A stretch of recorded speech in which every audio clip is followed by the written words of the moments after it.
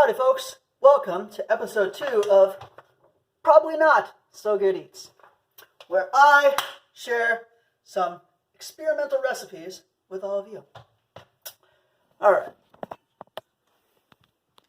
so today it's autumn, aka fall, whatever you want to call it. So today we're going to share some fall favorites.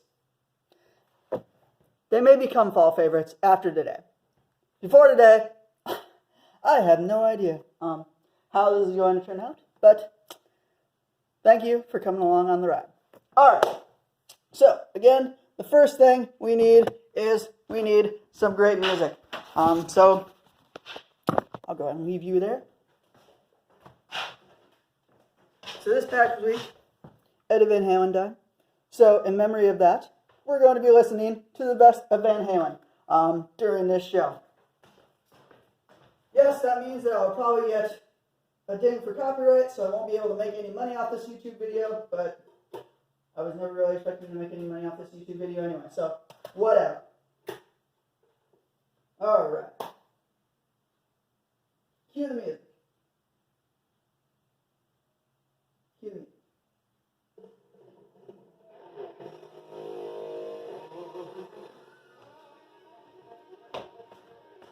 Alright, so again, today's episode is dealing with the taste of autumn. Now, when you think of autumn, let's be honest, most of us probably think of pumpkin. However, I did not have time to go to the store to grab pumpkin anything, so that's out of the question. So, today, we are going to be making pancakes. But not just any kind of pancakes. Lest you say, wait a minute, Matt. Where's the autumn theme in pancakes? You can have pancakes any time of the year you want. And to that I say, you're absolutely right. You can. So, to make this autumn themed, we're going to add cinnamon. We're going to make cinnamon raisin pancakes. Also, that's relatively tame as far as the adventurous scale goes. However, I'm not a tame person. So, we are also going to try our hand at making, again, cinnamon, and apple. Because again, nothing quite says autumn like pumpkin.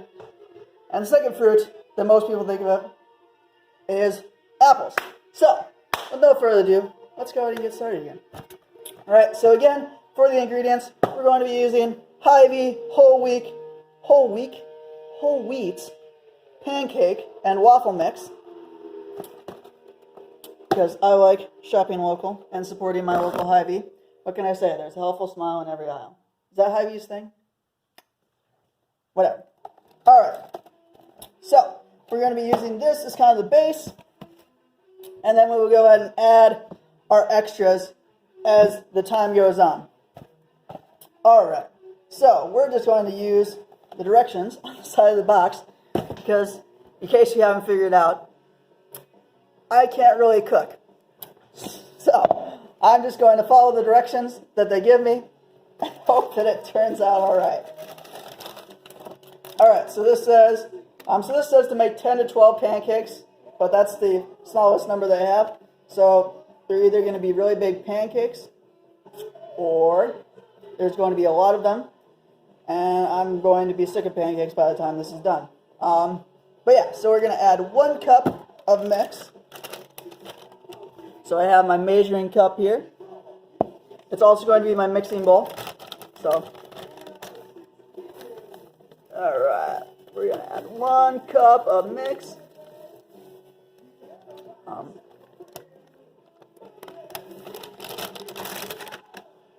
that 1 cup? If you shake it around enough, eventually it will settle so that it looks like 1 cup at least. And that's good enough for me. Probably not for all of you, but oh well. Alright, then we want 3/4 of a cup of milk. So again, have my Friendly Farms fat-free skim milk. This was from my parents, which is why it is not Hy-Vee brand. If it was for me, it would be from Hy-Vee, because that's where I do most of my grocery shopping. Alright, so we want 3/4 of a cup of milk.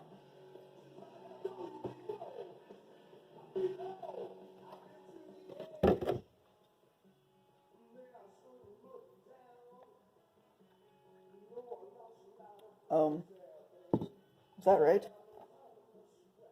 That's what it says. All right. We need an egg. So I'm using That's Smart eggs, which is the cheapest I could find because I'm cheap like that. Alright, so we have an egg in there, and then we need 1 tablespoon of oil.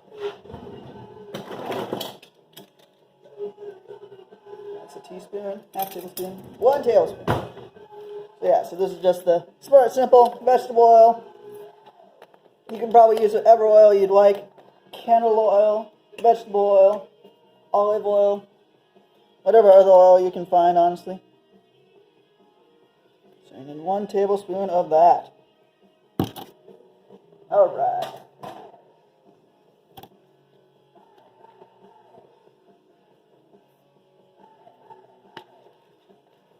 Alright.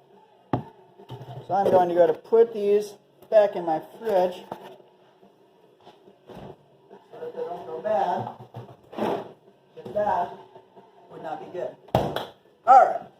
So we're just going to mix this up. And while we're doing this, I'm going to go ahead and preheat the griddle.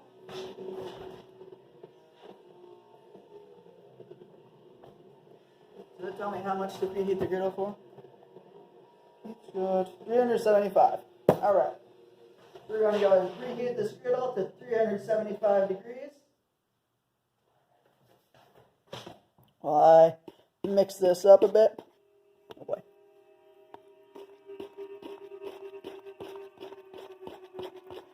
And I'm just using a fork to mix this up. You can probably use whatever you want. You could probably use a mixing bowl. Some of you are probably wondering, wait a minute, Matt, didn't you have a mixing bowl before? And to that I say, yes, but I learned my lesson the last time that we don't necessarily want to use that if we don't need to, because otherwise you get stuff splattered all over the place, which is just a pain to clean up. Alright. So yeah, so we want to mix this up. Alright. And you want it fairly well mixed, but again, you don't necessarily need to get all the clumps out. So yeah, so that's pretty evenly mixed there. And I think now we just have to wait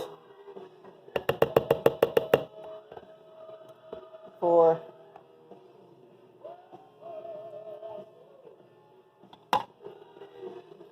the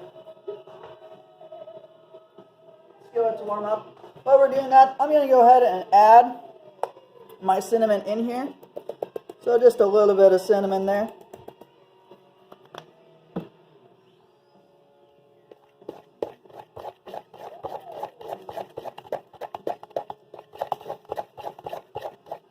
Just a dash or two.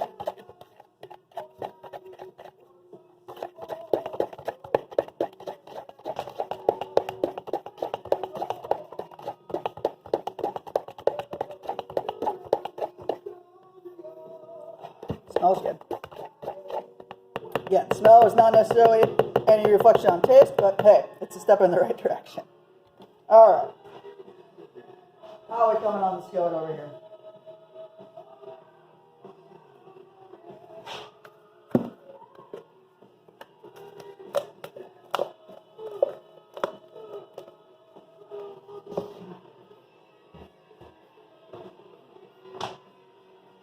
Alright, while we're waiting for the skillet to warm up, music break!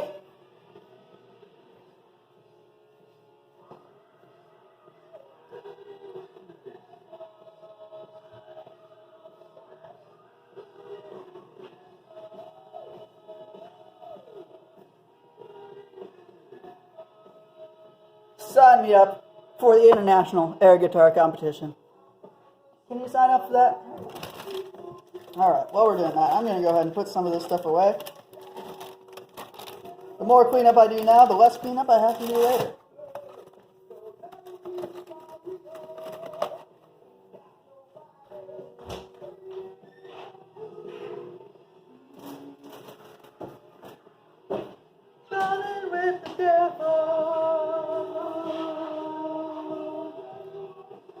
Alright, so I think the way my skillet is set up, so there's a little light on it, and I think once that light goes off, can you even see the light? I don't know. Yeah, there. The light right there. So once that light goes off, then you know it's done.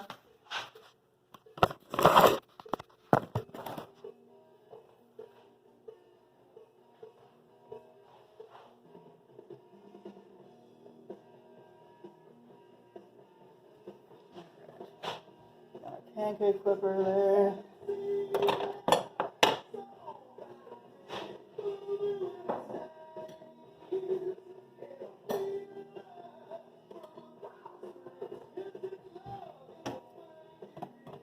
I'm going to get a plate.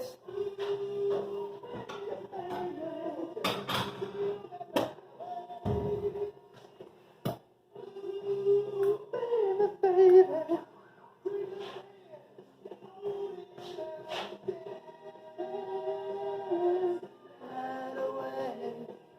Alright. I think I'm going to move this over to the skillet there. Griddle. You can use a skillet if you want to as well. I use a griddle just because it's a little bit easier that way. One less piece of equipment to worry about. Alright. We are smoked. Alright. So, we're going to go ahead and add, just sprinkle this.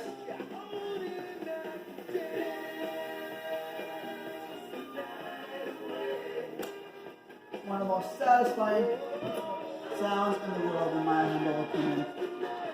Alright, and I'm going to add some raisins. So once I dump it, that's when I go ahead and add the raisins. So I don't generally do that before. Again, you might have different ideas, and they may be entirely valid. I by no means claim to be an expert on this stuff, so you might have your own way of doing it as well, which again, may work out great for you. But this is just how I would do it. Alright. I'll go ahead. And I'm going to go ahead and add my applesauce now. So I'm just going to add my applesauce to the mix. And again, this is my first time trying this, so I have no idea how it's going to turn out, but we'll see. We will find out together.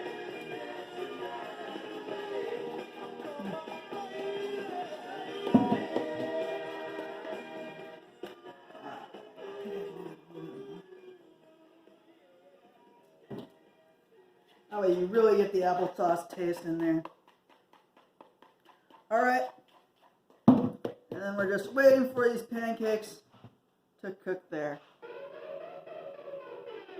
Oh, probably should have sprayed first. Alright, I'm going to make that mistake.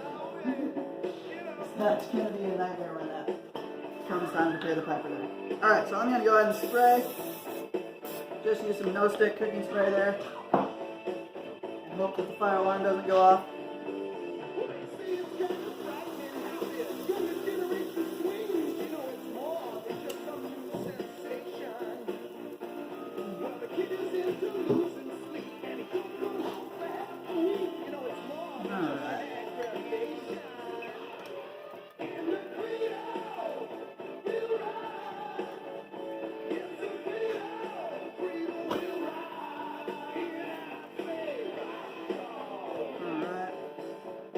Might get a little bit overdone on that side, but hold on.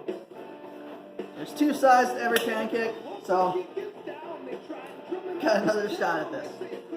But hey, actually that didn't stick very. That didn't stick as hard as I thought it was going to. So that works. Alright. So a lot of this is kind of hurry up and wait. So yeah, so I don't really have like a science as to when to flip it.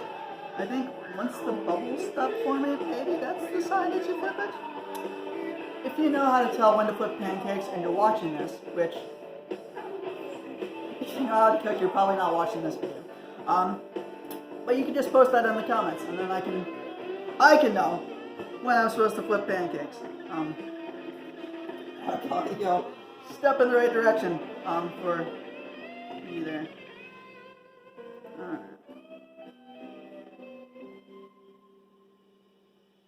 Have you seen Junior's grades?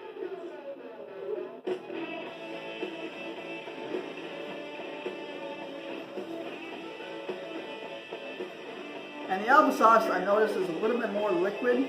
So maybe we should add more pancake mix to make it a little bit more, fix the consistency a little bit. Okay, so yeah, so this is how the apple cinnamon pancake turned out. Again, doesn't look terrible. I'm gonna go ahead and spray this side here.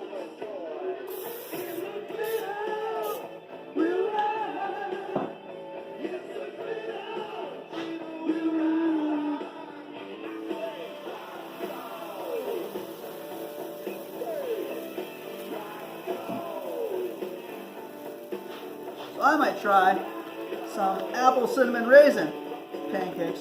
Again, just to be adventurous, just to kind of explore a little bit. And since I can't remove the apple from the mix now.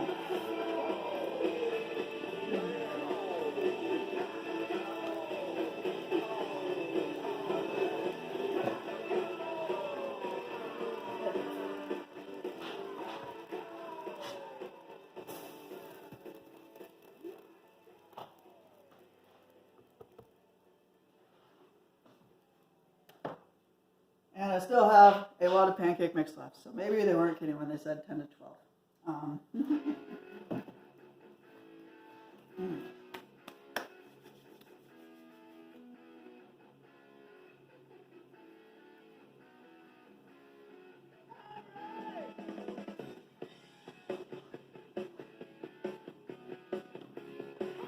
Alright, so I think that I don't want to spend 15 minutes or so waiting for me to cook all these. So I'm just going to stop the video now. Later on, I will post a reaction video when I actually get a chance to taste all these. But for now, that's how you go about making the fall favorites. Maybe fall favorites? Again, cinnamon raisin pancakes, apple cinnamon pancakes, apple cinnamon raisin pancakes. Yeah. So, take care, y'all. And I will talk to you all later. Bye.